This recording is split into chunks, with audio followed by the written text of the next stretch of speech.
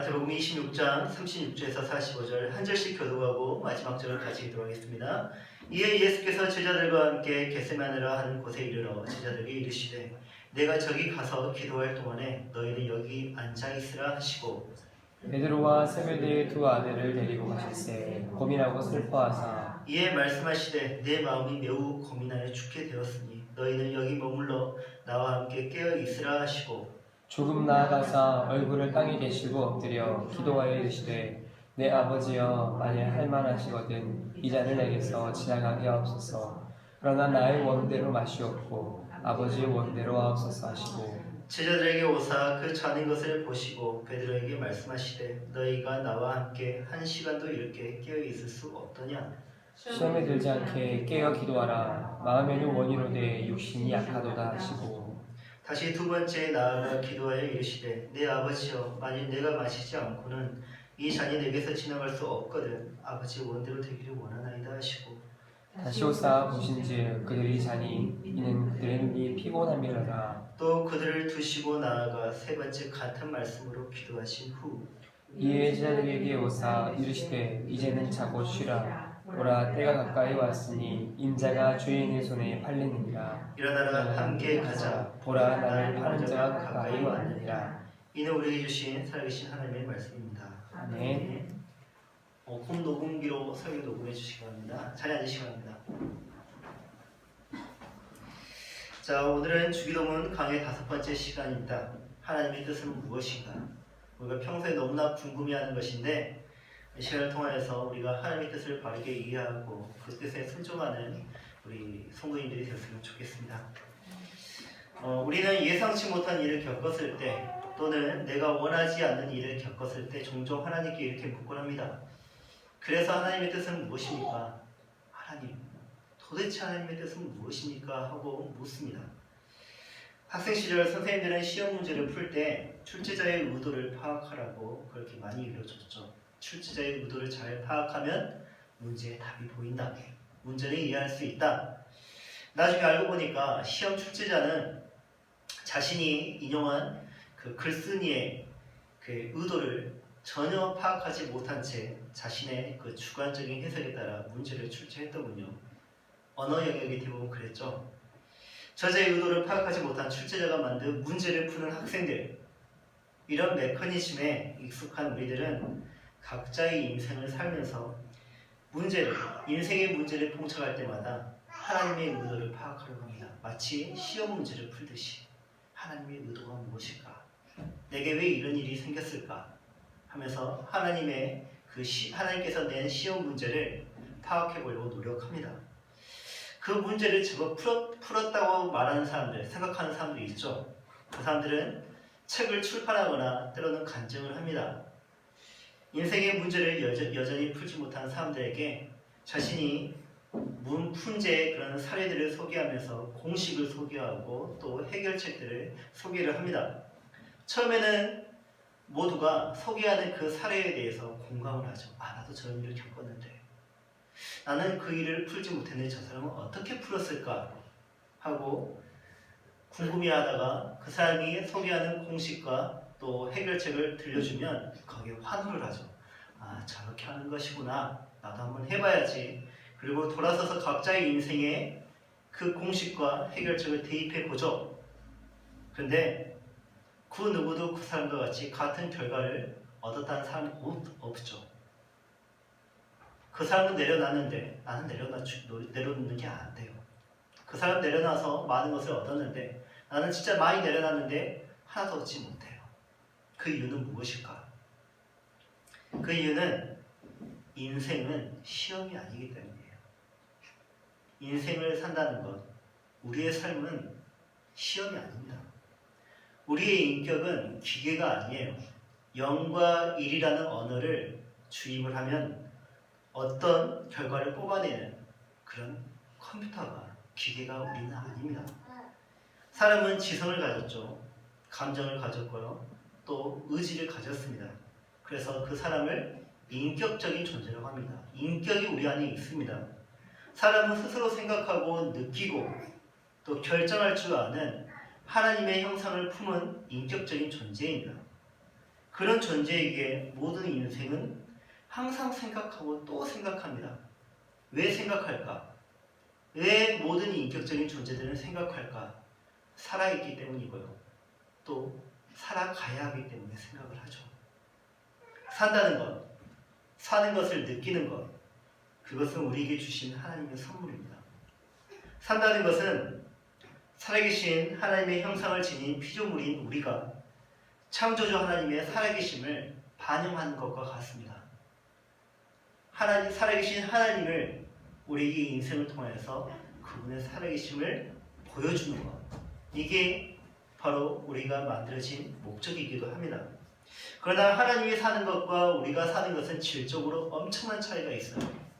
아담의 후손으로서 우리의 전 인격은 죄로 인하여서 전적으로 부패하였기 때문에, 우리의 모든 지정의는 부패하였기 때문에 하나님의 형상대로 온전히 산다는 것은 솔직히 말해서 불가능한 일입니다. 그런 우리에게 하나님은 당신의 자비로우심으로 자신의 형상에 따라 사는 법을, 그것을 모르는 우리에게 가르쳐 주셨죠. 그 법을 가르쳐 주셨는데 그게 바로 성경입니다. 성경은 친절하게도 수많은 그 법을 아주 간단하게 용료하게 정리하여서 우리에게 십계명으로 우리에게 명시되어 있죠. 그리고 예수님은 그것조차도 외우지 못하고 어려워하는 우리들에게 2개의 법으로 요약해 주셨습니다. 마태복음 22장 37절에서 40절, 예수께서 이르시되 내 마음을 다하고 목숨을 다하고 뜻을 다하여 주 너의 하나님을 사랑하라 하셨으니 이것이 크고 첫째 되는 계명이요 둘째도 그와 같으니 내 이웃을 내 자신과 같이 사랑하라 하셨으니 이 2 계명이 온 율법과 선지자의 강령입니다. 강령, 함축했다는 것이에요. 이게 요약한 것이라는 것입니다. 그리고 예수님은 마지막으로 모든 성경을 1개의 계명으로 추각하셔가지고 그것을 우리에게 새 계명으로 주셨죠. 요한복음 13장 34절, 새 계명을 너에게 주노니 서로 사랑하라. 내가 너희를 사랑한 것 같이 너희도 서로 사랑하라. 모든 성경에 나타난 율법 또 선지자의 그런 강령을 다 요약하다 보니까 결국에는 사랑하라입니다. 서로 사랑하라. 우리는 살면서 끊임없이 하나님께 물었죠. 그래서 하나님의 뜻은 무엇입니까? 내게 이런 일이 일어나는 그 이유가 무엇입니까? 하나님, 왜 나는 이것을 꼭 나만 겪어야 합니까? 하고 항상 하나님께 묻는데 그때마다 하나님은 변함없이 우리에게 끊임없이 같은 답변을 주셨어요. 사랑합니다. 하나님의 뜻을 물어볼 때마다 하나님은 이렇게 말씀하셨습니다. 사랑합니다. 그때마다 여러분은 어떻게 반응하셨습니까? 도대체 하나님의 뜻은 무엇입니까? 신앙이란 이렇게 어려운 것인지 몰랐습니다. 하나님은 정말 살아계신 건 맞습니까? 하나님 정말 나를 사랑하는 건 맞습니까? 안 들어요. 무조건 안 들어요. 사랑하는 하나님 말씀 전혀 듣지 않아요. 듣고도 싶지도 않아요. 그냥 다른 뜻을 구하는 거예요. 내가 원하는 그 뜻을, 답을 원하는 거예요. 그런데 그건 아십니까? 성경은 하나님의 뜻을 3가지 방식으로 나타내고 있습니다. 성경은 곳곳에서 하나님의 뜻에 대해서 말을 하고 있는데, 그러나 그 하나님의 뜻들은 미묘하게 차이가 있습니다. 그렇기 때문에 부분적으로 성경을 읽어서 그 하나님의 뜻을, 전체적인 하나님의 뜻을 이해한다는 것은 솔직히 매우 어려운 일이죠. 그래서 하나님의 뜻이 정확하게 어떤 의미로 쓰였는지 파악하기는 개인적으로 성경을 볼 때 매우 어려운 일입니다. 우리는 성경을 통해서 보통 3가지 방식으로 하나님의 뜻을 이해할 수가 있습니다. 첫 번째로 주권적으로 효과적인 하나님의 뜻입니다. 주권적으로 효과적인 하나님의 뜻. 하나님의 주권적이고 효과적인 뜻이란 하나님이 말씀하시고 또 명시하신 것은 무엇이든지 반드시 일어나게 하는 의지를 말해요. 하나님이 말씀하시면 반드시 일어나게 되어 있습니다. 예를 들어서 하나님께서 천지창조를 작정하시고 빛이 있으라고 말씀하시니 그 뜻을 비추시니 어떻게 됐습니까? 빛이 생겼습니다. 이게 바로 하나님의 주권적인 의지입니다. 그럼 효과적인 의지란 무엇인가? 예수님이 나사로에게 죽은 나사로의 무덤 앞에서 나사로야 나와라 했더니 나사로가 어떻게 됐습니까? 살아서 거기서 나왔죠. 이처럼 하나님의 말씀은, 하나님의 뜻은 효과적이라는 말이에요. 그래서 하나님의 의지는, 하나님의 뜻은 늘 주권적이고 또 효과적입니다. 둘째로, 하나님의 뜻은 하나님의 규례적인 의지와 관련되어 있는데, 규례적인 의지, 하나님의 뜻은 규례적인 의지란 성경에 명시된 율법이나 명령, 그런 것과 관계되어 있는 것으로 모든 피조물의 행동을 규정하기 위해 공포하신 하나님의 뜻, 하나님의 의지를 말합니다. 우리는 앞서 십계명 강의를 통해서 하나님의 그 뜻을 살펴보았죠. 하나님 우리에게 당신의 뜻을 어떻게 비추셨습니까? 다른 신을 내 앞에 두지 말라, 우상을 섬기지 말라, 안식일을 거룩하게 지키라, 그리고 부모를 공경할 것, 도둑질하지 말 것, 살인하지 말 것, 간음하지 말 것, 이웃의 것을 탐내지 말 것, 이와 같은 것들로 하나님은 자신의 뜻을 율법이나 또는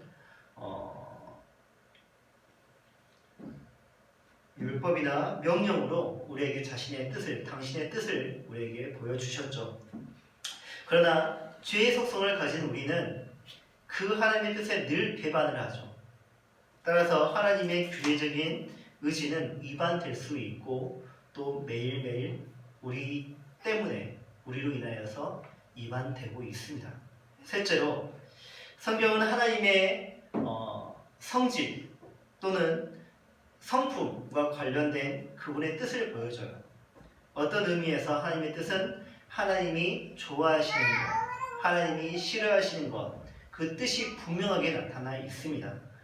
그래서 우리는 이 세 가지 방식의 하나님의 뜻을 통하여서 다음과 같이 그 뜻에 순종할 수가 있는데, 첫 번째로, 우리는 하나님이 기뻐하시는 일이라면 무엇이든지 기꺼이 행하고 싶어하는 순종하는 의지를 가지고 그 일을 찾아 행할 줄 알아야 합니다.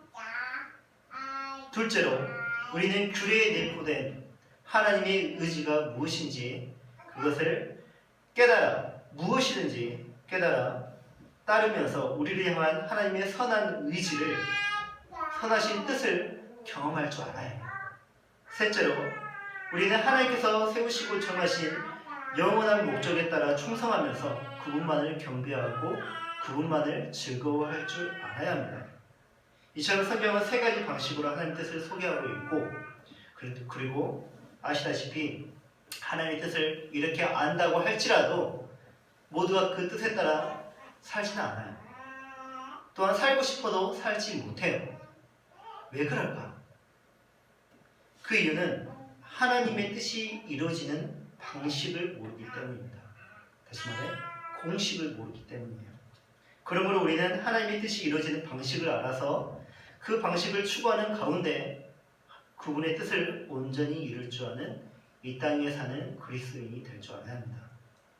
예수님은 제자들에게 기도를 가르치셨죠. 그리고 그 방식에 대해서 이렇게 말씀하셨습니다. 뜻이 하늘에서 이루어진 것 같이 땅에서도 이루어지이다 하고 너희는 이렇게 기도해라. 우리는 이 기도를 통해서 몇 가지 사실을 알 수가 있는데, 첫째로, 하늘에서는 하나님의 뜻이 이미 이루어졌습니다. 완료형이죠. 그러나 땅에서는 하나님의 뜻이 아직 이루어지지 않았죠. 미완료 상태입니다. 이 사실을 알 수가 있고요. 둘째로, 하나님은 당신의 뜻이 하늘에서 이루어진 것처럼 땅에서도 이루어지기를 바란다는 것이죠. 독생자 예수님은 그 하나님 아버지의 마음을 알았고 아버지의 뜻을 제자들에게 지금 가르치고 있습니다. 셋째로, 하늘에서 이루어진 뜻이 땅에서도 반드시 이루어져야 한다는 것입니다. 이것은 하나님의 작정 부분에 속한 영역입니다. 이처럼 예수님은 한 문장의 기도를 통해서 우리에게 여러 가지 사실을 알게 하시고 또 몇 가지 의문점을 갖게 하시는데, 우선 여러분은 예수님께서 말씀하신 하늘에서 이루어진 것 같이 그 하나님의 뜻인 그 하늘이 어떤 하늘인 줄 아십니까? 유대인들은 하늘을 3층으로 이해하고 있었어요. 개념이 달라요. 우리가 가지고 있는 하늘. 유대인들은 새들이 날아다니는, 또 우리가 그냥 볼 수 있는 그런 하늘이 있죠. 그런 하늘을 첫 번째 하늘이라고 생각했습니다. 그런 개념을 가지고 있었어요. 그리고 둘째 하늘이 있었는데, 이 둘째 하늘은 공중의 권세 잡은 자, 누구죠? 마귀 또는 사탄. 이 사탄의 영역, 그게 둘째 하늘이라고 그들은 알고 있었습니다. 셋째 하늘은 하나님이 통치하시는, 또 하나님이 계시는 곳. 우리가 보통 사도신경을 통해서 말하는 그런 하늘, 그 하늘이 바로 셋째 하늘이에요. 바울이 갔다 온 하늘이, 목격한 하늘이 바로 그 셋째 하늘이에요. 이렇게 유대인들은 하늘을 3층의 개념으로 이해하고 있었고요. 여러분이 아시다시피 하나님은 당신이 창조하신 어느 공간에서도 제약을 받지 않는 분이시죠. 하나님은 셋째 하늘에만 계시는 것이 아니라 그분은 둘째 하늘에도 계실 수 있고 첫째 하늘에도 계실 수 있습니다. 이것을 신학적인 용어로 편재라고 합니다. 하나님은 동시에 어디든지 다 계시는 분, 그것을 편재하시는 하나님이라고 하죠. 그리고 하나님은 창조주로서 어느 하늘이나 다스리지 못한 곳이 없습니다. 하나님은 전 영역을 다 다스리시죠. 마귀의 영역이라 할지라도, 마귀가 통치하는 영역이라 할지라도, 인간의 왕이 통치하는 영역이라 할지라도 하나님은 그것도 통치하시는 전지전능하신 하나님이시죠. 그러나 우리가 볼 때 첫째 하늘이나 둘째 하늘은 하나님께서 완전히 또는 온전히 존재하시고 통치하는 하늘로 보여지지 않아요. 하나님이 정말 통치하고 계신다면 이와 같은 일들이 내게 일어나지 않을 것이에요. 신자인 우리마저 솔직히 말해서 하나님의 말씀을 거역하고 살고 있습니다. 무엇을 의미합니까? 하나님의 통치가 우리 전 인격에 미치지 못하고 있다는 말이에요. 그럼 둘째 하늘은 어떻습니까? 마귀는 우리보다 더 심하죠. 마귀는 단 한 개도 하나님의 통치를 따르지 않잖아요. 마치 이 세상은 하나님이 통치하지 않는 것 같습니다. 하나님이 존재하지 않는 것처럼 보여요.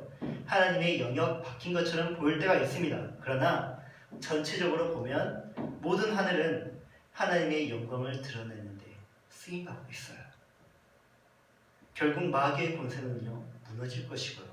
마귀의 권세가 무너진다는 것은 곧 하나님의 영광이, 하나님께서 그것을 통해서 영광을 받으신다는 이야기거든요. 또 인류는 구원받는 것처럼 보이지는 않지만 결국에는 모든 인류는 구원받게 될 것입니다. 하나님께 선택받은 모든 자들은 구원을 받게 될 것입니다. 무엇을 의미합니까? 하나님은 그 일로 인하여서 첫째 하늘에서도 영광을 받으실 것입니다. 다시 말해 하나님은 첫째 하늘, 둘째 하늘, 셋째 하늘 모든 영역에서 영광을 받으시는, 또 통치를 하시는 분이십니다.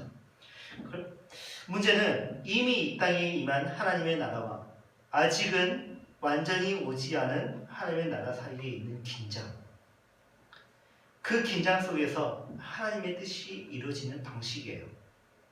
우리는 그 긴장 속에서 하나님의 뜻을 이루어야 하는 사명을 가진 자들입니다. 그래서 예수님께서 기도를 그렇게 가르치신 것이에요. 하늘에서 이루어진 것 같이 땅에서도 이루어지이다.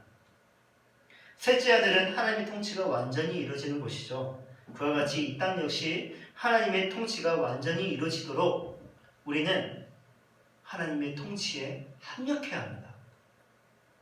그 어느 하늘이라도 이를 위한 하나님의 주권과 통치를 가로막을 힘이 없고, 또 그것이 잘못됐다고 지적할 수 있는 이가 한 명도 없습니다. 그렇다면 예수님은 이 땅에서 이루어질, 셋째 하늘에서 이루어진 방식을 어떻게 소개하고 있을까요? 그것은 온전한 순종과 사랑으로 이루어지는 방식이에요.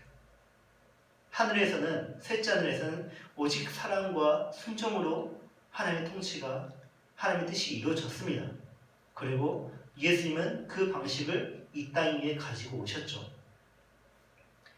이 땅 위의 하늘이나 마귀가 잡은 하늘에서는 온전한 순종과 사랑이 없죠. 하지만 하늘에서는 순종과 방식이 항상 이루어지고 있었습니다. 예수 그리스도는 그 방식이 셋째 하늘에서뿐만 아니라 모든 하늘에서 그 거룩한 방식을 통하여서 이루어지기를 기대하셨고 또 그것을 예언하셨고 또 우리에게 직접 보여주셨습니다. 그래서 그분은 이 땅 위에 태어나셨고 또 그것을 이루기 위해 죽으셨고 그리고 우리에게 그것을 선물하시기 위해서 부활하셨죠. 예수 그리스도께서 이 땅에 임하게 하시는 하나님의 나라는 거룩한 하늘에서처럼 하나님의 뜻이 우리의 기쁨 속에서 성취되는 그런 나라이죠. 하나님의 뜻이 이 땅 위에서도 그렇게 이루어지기를 예수님은 간절히 원하셨고 그것을 위해서 자신의 몸을 던지셨습니다. 그리고 우리는 이제 같은 마음으로 그것을 위해 기도하고 순종하고 또 사랑하며 살아야 할 것이죠. 그렇다면 그와 같이 기도하는 우리 신자들은 이 땅 위에서 구체적으로 어떻게 살아야 할까? 이게 우리가 알고자 하는 하나님의 뜻이 아니겠습니까? 사람들은 대체적으로 자기의 뜻을 추구하며 살아갑니다. 여러분도 오늘 여러분의 뜻을 가지고 사셨을 것입니다. 자기 치장을 통해서 자기 중심적인 본색을 가리고 속으로는 자기의 뜻을 철저히 추구하면서 사는 우리들. 예수를 믿는다지만 교회를 위해서 헌신한다고 하지만 실제로는 우리는 자기의 뜻을 추구하면서 교회 안에서 공존하면서 살고 있습니다. 제가 복음을 전하고 싶어서 또 복음을 전하는 가운데 듣는 소리가 있습니다. 목사님 설교 좋죠. 예수님 말씀 좋죠. 정말 성경에는 좋은 말씀 많죠.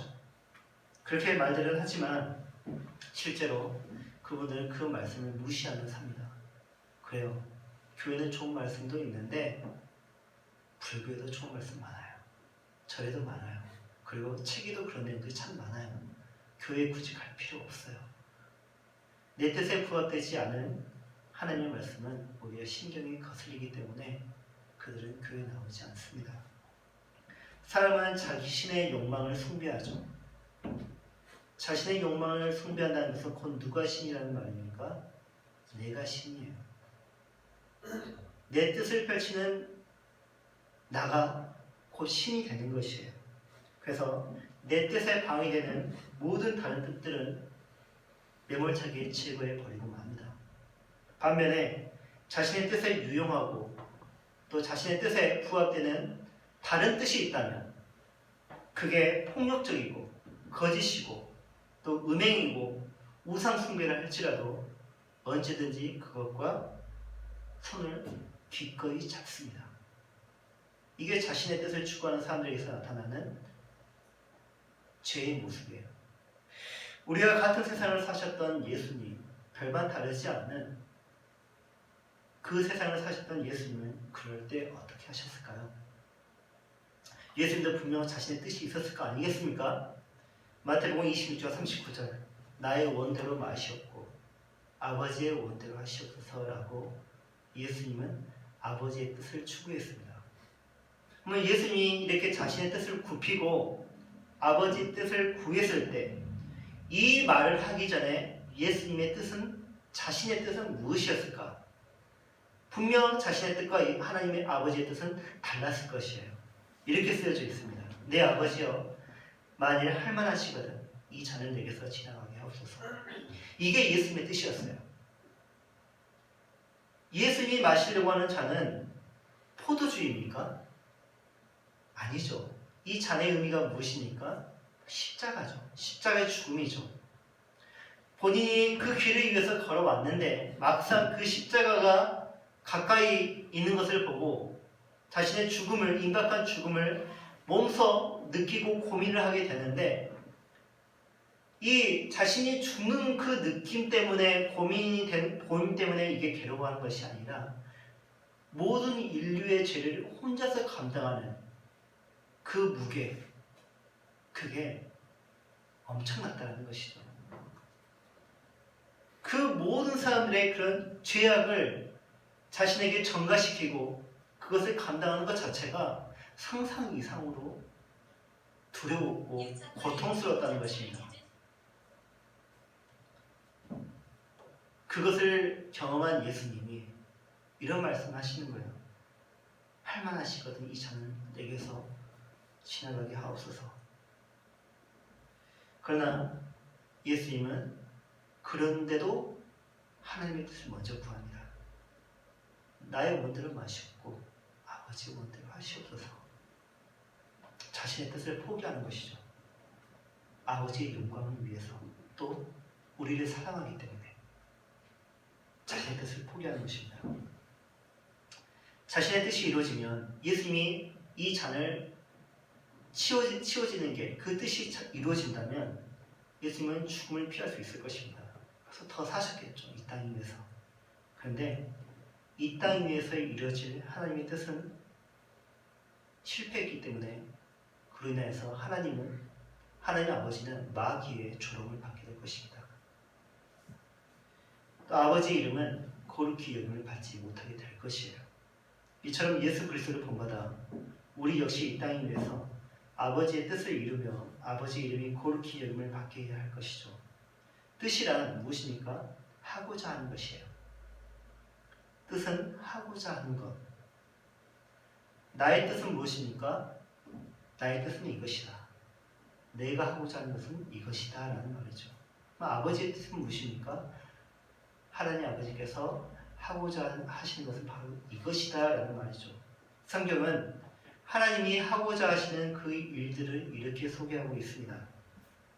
내 아버지의 뜻은 아들을 보고 믿는 자마다 영생을 얻는 이것이니, 즉 모든 사람들로 하여금 예수 그리스도를 믿고 영원한 생명을 얻게 하는 것이 하나님 아버지의 뜻이라는 말이에요. 이는 천하보다 귀한 한 영혼을 주께로 돌아오게 하는 것이 우리 아버지의 뜻입니다. 마태복음 18장 14절, 이 작은 자 중에 하나라도 잃는 것은 하늘에 계신 너희 아버지의 뜻이 아니니라. 세상의 뜻은 무엇입니까? 영화 2020인가 그 지축이, 세계의 지축이 흔들려가지고 홍수로 모든 세상이 2011입니까? 2012 한참 지난 시대를 살고 있는데, 거기서 보면 결국에는 생명을 구한 자들은 누구입니까? 거기에서 부자들이죠. 돈을 많이 가진 자들, 세상의 유력한 자들, 그 자들의 돈을 모아서 그들만의 방주를 모아서 그들의 유토피아를 만들어갑니다. 이게 세상의 뜻이죠. 그런데 하나님 아버지의 뜻은 무엇입니까? 작은 자의 구원이죠. 작은 자의 구원. 큰 자의 구원이 아니라 작은 자의 구원입니다. 작은 자는 무엇입니까? 누구입니까? 평소에 우리의 의식에 들어오지 못한 자들이에요. 그들이 작은 자들이에요. 우리는 누구에게 작은 자가, 우리 자신이 누군가에게 작은 자가 될 수 있고요. 또 다른 누군가가 우리에게 작은 자가 될 수 있습니다. 내 형제 중에도 작은 자가 있을 수도 있고요. 화려한 삶을 사는 자, 그 중에도 작은 자가 있어요. 하나님 아버지의 뜻을 잘 알았던 예수님은 작은 자들을 위해 하나님의 뜻을 이렇게 펼치도록 명령하셨습니다. 너희는 가서 모든 민족을 제자로 삼아 아버지와 아들과 성령의 이름으로 세례를 베풀고 내가 너에게 분부한 모든 것을 가르쳐 지키게 하라.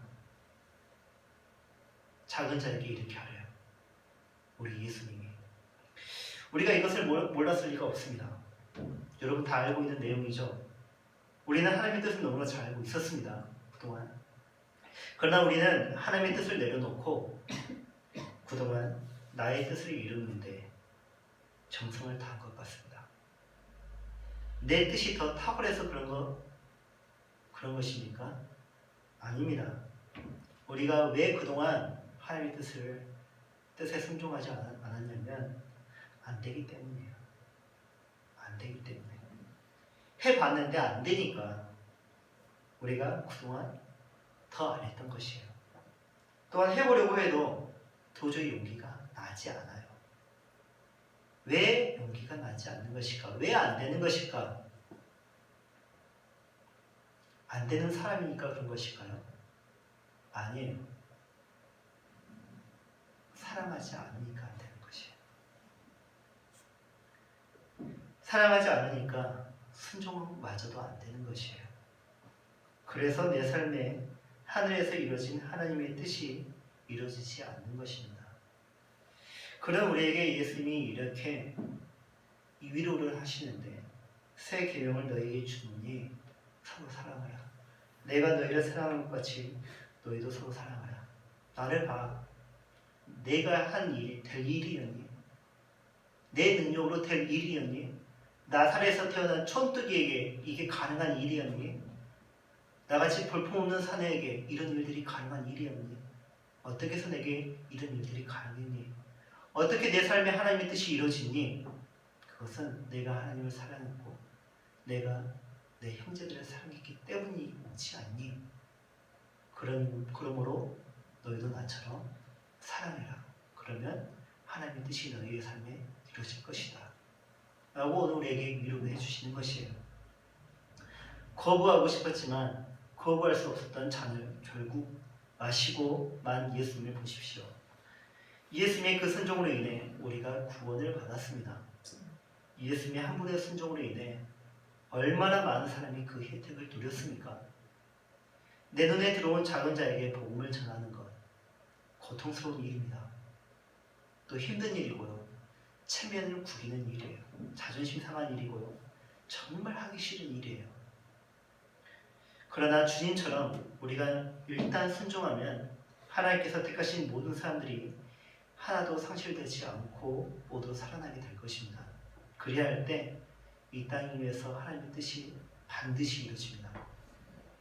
지금까지 우리는 주님의 뜻을 살펴보았습니다. 그것을 알고도 행하지 않으면 죄라는 사실을 기억하시고 나아가 예수님은 주인의 뜻을 알고도 준비하지 아니하고 그 뜻대로 행하지 아니한 종은 많이 맞을 것이라 라고 말씀하셨습니다. 어떻게 된다고요? 많이 맞은대요. 맞지 마십시오. 차라리 맞아버리고 말지. 난 내 단련대에 있어. 그런 끔찍한 생각하지 마시고 아버지의 마음 더 이상 아프게 하지 마시고 또 그러지 않기를 저는 더욱 바랍니다. 예수님처럼 나의 고통이 아닌 아버지의 마음을 더욱 헤아리는 아들, 딸들이 되시길 바랍니다. 하나님 아버지의 뜻을 알았다는 것은 우리의 지식이 는 것이 아니에요. 우리에게 책임이 더욱더 주어진 것이에요. 그러나 이 책임은 우리에게 부담이 아니라 영광스러운 일입니다. 나같이 쓸모없는 사람에게 사람을 쓸모있는 사람으로 만들어준 것이에요. 누가요? 우리 하나님 아버지께서 감히 나 같은 자에게 이런 영광스러운 일을 우리에게 허락하셨단 말이에요. 그것도 전지전능하신 하나님 아버지께서 나 같은 자에게, 감히 나 같은 자에게. 우리가 지금 있는 이곳에 이 지역의 작은 자들이 수두룩합니다. 주님은 그들을 잃기 원하지 않으십니다. 그래서 우리를 이곳에 보내신 것 아니겠습니까? 이제 우리가 사랑할 때입니다. 그리고 순종할 때입니다. 하지만 서두르지 마시고 다만 최선을 다해서 정성을 다해서 우리가 사랑하고 또 그 뜻에 순종할 줄 아는 우리 예수연교회 모든 성도가 되었으면 좋겠습니다. 우리 이 작은 헌신들이 모아지면 이곳에서도 주님의 뜻이 이루어지지 않겠습니까? 우리는 그것을 볼 것이고 하나님의 뜻이 이루어지는 그 나라를 보게 될 것입니다. 아멘. 우리 다 같이